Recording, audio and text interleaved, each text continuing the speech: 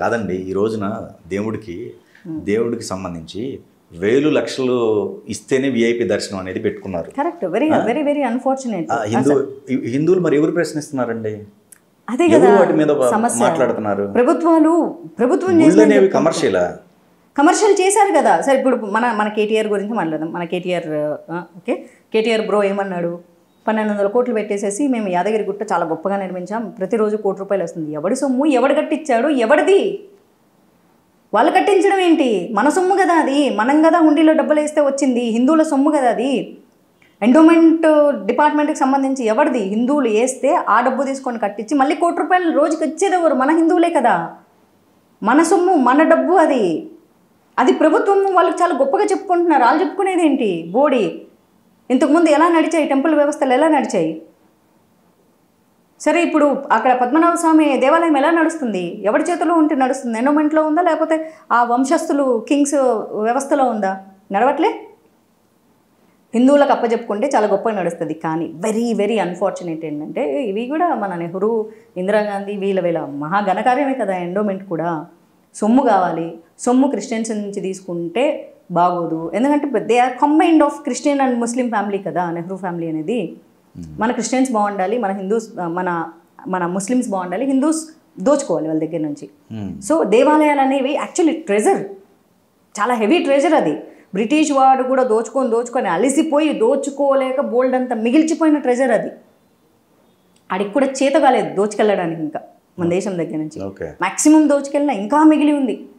పద్మనాభ స్వామి దేవాలయంలో ఒక door open చేస్తేనే దేశానికి ఎన్నో సంవత్సరాల కాలం 200 సంవత్సరాలు డెవలప్ చేయగలిగినంత డబ్బు ఉంది. ఇంకా మిగిలిన డోర్స్లో ఎంత ఉంటుంది? అంత ట్రెజర్ ఉంది మన భారతదేశంలో. బ్రిటిష్ వాడు కూడా పోసుకున్నాడు ఆ డోర్లు ఓపెన్ చేయడానికి. ధైర్యం సరిపోలే. ఎందుకు? ట్రావెన్కోర్ కింగ్స్ అంత స్ట్రాంగ్ ఉండేటోళ్ళు. ధర్మాన్ని కాపాడడం కోసం ప్రాణాలు ఇచ్చేవాళ్ళు, ప్రాణాలు అడ్డు పెట్టేవాళ్ళు, సైనికులందరూ పోరాటం చేసేవాళ్ళు. మన దేవాలయాలు దేవాలయాలు అనేవి మన ఆస్తులు.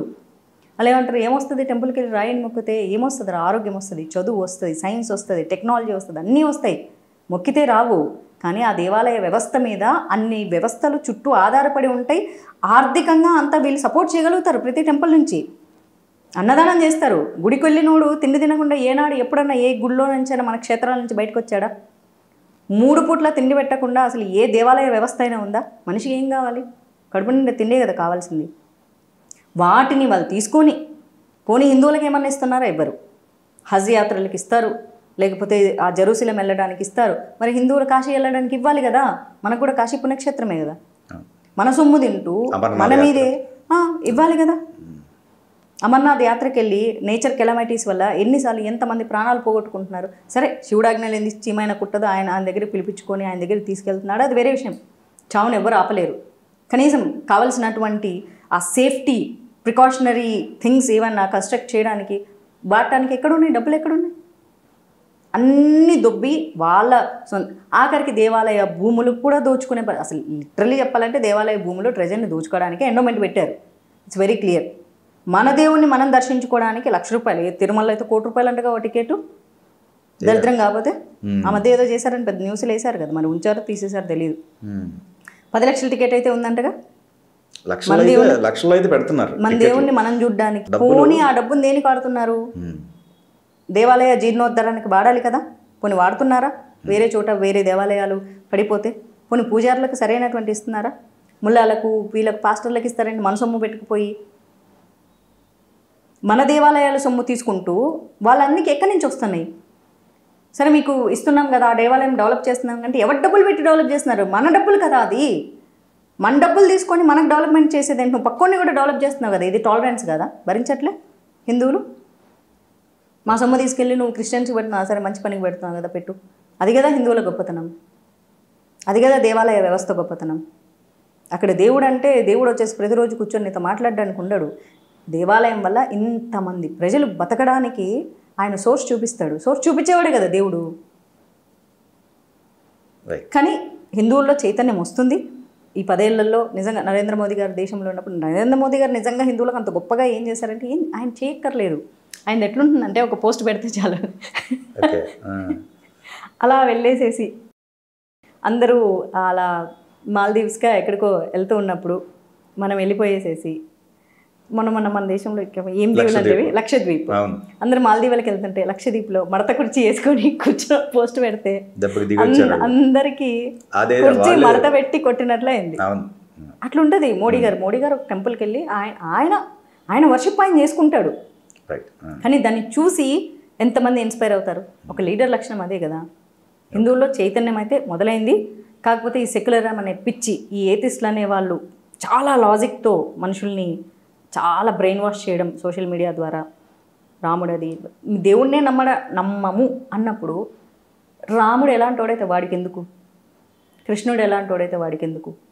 అసలు మాకు మతమే అక్కర్లేదు అనుకున్న క్రిస్టియన్స్ మన రాముడు మన కృష్ణుడి మీద వాళ్ళకేం పని? అక్కర్లేదు కదా. అదే చెప్తున్నాను, వాళ్ళు మాట్లాడితే వాళ్ళ మత ధర్మం, మేము మాట్లాడితే మేము ఉగ్రవాదులం, హిందూ ఉగ్రవాదులం. దీనికి సపోర్ట్ చేసేది సెక్యులర్ డాష్ కొడుకులు కూతుర్లు, కమ్యూనిజం ముసుగులో కొంతమంది, చాలామంది లేడీస్. మన దేవుళ్ళని మనమే విమర్శించుకుంటూ, మన చరిత్రల్ని మనమే హీనం చేసుకుంటూ, మన భారతదేశాన్ని మనమే తక్కువ చేసుకుంటూ, ఇది మా హక్కు, మాకు భారతదేశం అంటే ఇష్టం, ప్రేమ కాబట్టి మేము భారతదేశాన్ని విమర్శిస్తాము. భారతదేశాన్ని విమర్శించే ముందు తన తల్లిని కూడా విమర్శించుకో బజార్లో పెట్టి. కరెక్టే కదా. అమ్మ కూడా మన భారతదేశంలో ఉన్నామే కదా. తల్లిని కూడా బజార్లో పెట్టి, మొన్న కూడా ఎవరో మన ఒక ఎమ్మెల్యేనా ఎవరో వాళ్ళ అమ్మను కూడా, మా అమ్మ పరాయి మగాడితో సంపర్కం చేస్తే నేను పుట్టాను అని చెప్పాడు కదా మహానుభావుడు. నిన్నే చూసా ఆ వీడియో. Okay okay. ఆదర్శలు కూడా ఉన్నాయి. అలానే మీరు చూడలేదా అది వీడియో? ప్రెస్ మీట్లో చెప్పాడు. Okay okay. మా అమ్మ పరాయి మగవాడితో, అంటే అలా అనొద్దు సార్ రిపోర్టర్లు, ఏం పర్లేదు నేను అంట, మా అమ్మ పరాయి మగవాడితో సంపర్కం చేస్తే నేను పుట్టానని మీరు అనుకోండి నా గురించి. ఓకే.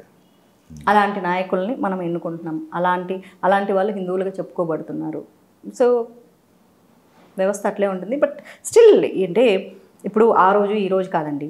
ఆ రోజు ముస్లిమ్స్ దండయాత్ర చేసినప్పుడు, లేకపోతే బ్రిటిష్ వాడు మన దేశాన్ని దోచుకొని ప్రజల్ని నాశనం చేసేటప్పుడు, మన దేవాలయాలు పడగొడుతున్నప్పుడు, ఆ రోజు కూడా వాళ్ళకి సపోర్ట్ చేసిన వాళ్ళు మన వాళ్ళే ఉన్నారు. మన దేవాలయాలు ఎక్కడెక్కడ ఏమున్నాయని మ్యాపింగ్ ఇచ్చిన వాళ్ళు కూడా మన వాళ్ళే ఉన్నారు హిందువులు. అట్ ద సేమ్ టైం మన దేవాలయాలు, మన విగ్రహాలు కాపాడుకోవడానికి ప్రాణాలు పోగొట్టుకున్న వీరులు మన పూర్వీకులే. ఎవరో ఎక్కడి నుంచో వచ్చిన వాళ్ళు కాదు, మన ఎన్సిస్టర్సే వాళ్ళందరూ. సో ఇద్దరు రకాల మనుషులు ఉంటారు. ఇప్పుడు సొసైటీలో కూడా అట్లా 2 రకాల మనుషులు ఉంటారు. సో పోరాడే వాళ్ళు పోరాడుతూ ఉంటారు. అట్ ద సేమ్ టైం ఏంటంటే చాలా హిందూ ఆర్గనైజేషన్స్ చాలామంది పెట్టుకున్నారు, కానీ వాళ్ళకు కూడా యూనిటీ లేదు. ఓకే. ఒకడు ఎదుగుతుంటే ఇంకోటి లాగుతాడు. రైట్. ఓకే. ఇవి చాలా ఈ మధ్య బాగా చూస్తున్నాను అనమాట. ఒక్కడు కొంచెం ఇట్లా హిందూ ఆర్గనైజేషన్లో ఆడికి పేరు వస్తుందంటే ఆయన కింద పట్టుకొని లాగేసేయడమే. అవి చేస్తున్నాడు, ఇవి చేస్తున్నాడు, డబ్బులు సంపాదించుకుంటున్నాడు. ఎండ్ ఆఫ్ ద డే డబ్బులు ఎవరు ఇస్తున్నారు? దోచుకోవట్లేదు కదా, ప్రజలు ఇస్తున్నారు డొనేషన్ల రూపంలో. Let him do his work.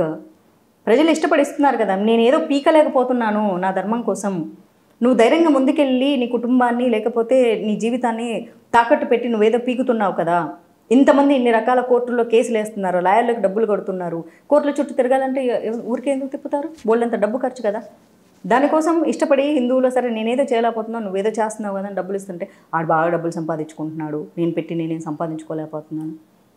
ఎవడు ఏడుపులు ఆడే. ఈ ఏడుపుల్లోనే మళ్ళీ ప్రాబ్లమ్స్. Okay okay. ఎక్కడి నుంచి వస్తుంది? That is unity. ఇది సరే వేరే మతాలలో అట్లా ఏడ్చేవాళ్ళు లేరా? ఒక పాస్టర్ మీద ఇంకో పాస్టర్ పడి ఏడవట్లేదా అంటే, అక్కడ వెరీ ఫార్చునేట్ థింగ్ ఏంటంటే అందరికీ డబ్బులు వస్తున్నాయి. అక్కడ గవర్నమెంట్ నుంచి బెనిఫిట్స్ కూడా వస్తున్నాయి. బట్ హిందువులకి ఏంటంటే గవర్నమెంట్ నుంచి సపోర్టు లేదు, ఏ సపోర్టు లేదు, లీగల్ సపోర్టు లేదు.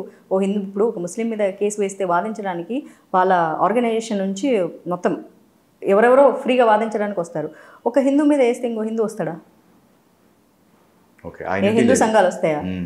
పోనీ టెంపుల్స్ దగ్గర నుంచి డబ్బులు పెట్టిద్దాం అబ్బా అంటే టెంపుల్స్ మన చేతుల్లో లేకపోయాయి. నిజంగా చూడండి, ముస్లిమ్స్ మీద ఎవరన్నా కేసు పెట్టారనుకో, వాళ్ళ మసీదుల నుంచో అక్కడ నుంచో ఫండ్ తీసుకొచ్చి వాళ్ళ లాయర్ని హైర్ చేస్తారు.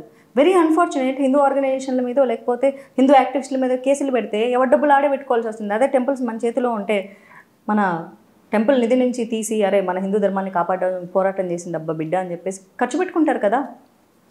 న్యాయమైన కొనాల్సిందే కదా.